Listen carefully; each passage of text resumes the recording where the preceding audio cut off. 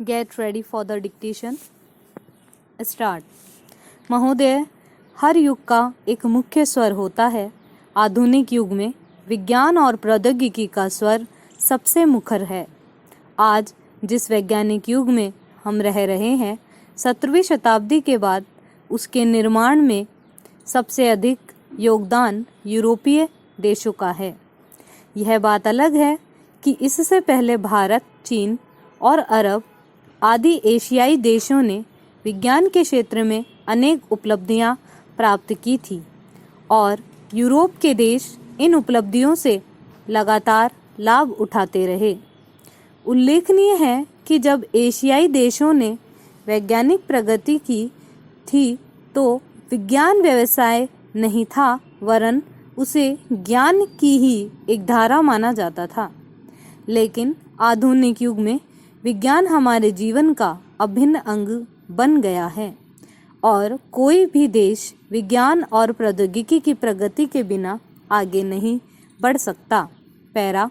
स्वतंत्रता से पूर्व ब्रिटिश शासन काल में अंग्रेजी न केवल शासन की भाषा थी बल्कि ज्ञान विज्ञान की व शिक्षित व संपन्न समाज की भी भाषा थी। लेकिन यही वह समय था जब अनेक संतों, सुधारकों, मनीषियों और नेताओं ने अपने विचारों के प्रचार व प्रसार के लिए हिंदी को माध्यम बनाया। अपनी दूरदर्शिता के कारण उन्होंने ऐसी भाषा को अपनी भावधारा के प्रचार का साधन बनाया जो सारे देश में बोली और समझी जाती थी। उल्लेखनीय है कि हिंदी को देश की संपर्क भाषा और ज्ञान विज्ञान की भाषा के रूप में अपनाने का समर्थन करने वालों में अधिकांश अहिंदी भाषी थे।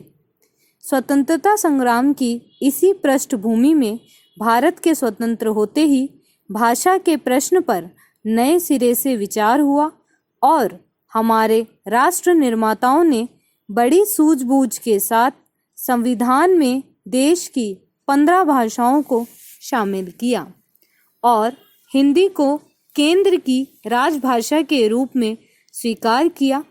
इससे यह स्पष्ट है कि देश का शासन देश की भाषाओं में ही चलाए जाने के संबंध में नीति निर्धारित कर दी गई।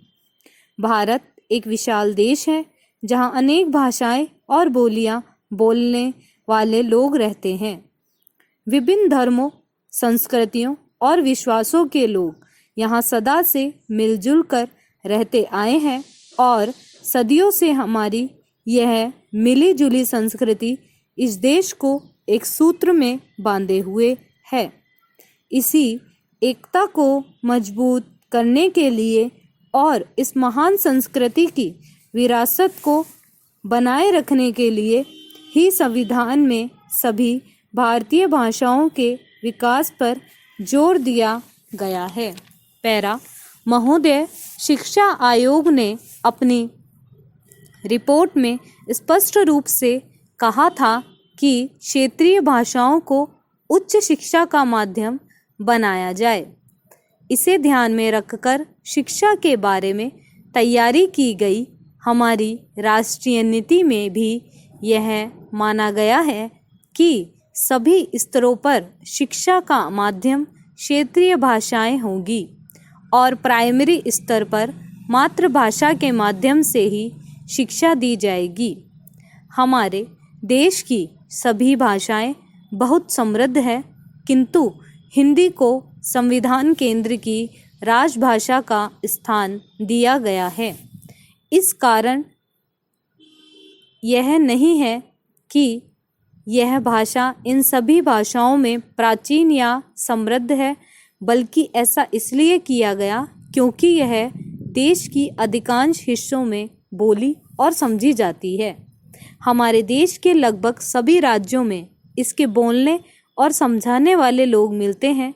यह देश के विभिन्न हिस्सों को जोड़ने वाली भाषा है और इसी रूप में इसका विकास करना आवश्यक है।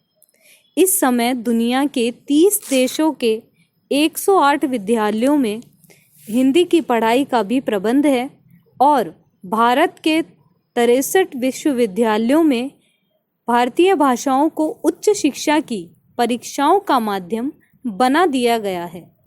जैसा कि आरंभ में ही कहा गया है, विज्ञान के क्षेत्र में संसार के सभी देश बड़ी तेजी से प्रगति कर रहे हैं। इसलिए यह आवश्यक है कि हमारा देश भी विज्ञान और प्रौद्योगिकी की दौड़ में पीछे न रह जाए। आज के वैज्ञानिक युग में प्रतिदिन नए आविष्कार और नई नई खोजें हो रही हैं। इसकी जानकारी का साधन मुख्य रूप से हमारा वैज्ञानिक साहित्य ही है। अतः उनका स्तर ऊंचा उठाना और उनको जन समुदाय की पहुंच के भीतर लाना बहुत आवश्यक है, जिससे कि आम आदमी को यह साहित्य उपलब्ध हो सके। पैरा, जहाँ तक हमारे देश के विज्ञान व प्रौद्योगिकी शिक्षण संस्थानों में हिंदी को माध्यम के रूप में अपनाने का प्रश्न है, इस संदर्भ में हमारे पास 2 मॉडल है। एक जर्मन मॉडल है, जिसके अंतर्गत तकनीकी शब्दावली तक अपनी भाषा है, और दूसरा जापान है, जहाँ चिंतन और अभिव्यक्ति की भाषा जापानी है और तकनीकी शब्दावली अंग्रेजी।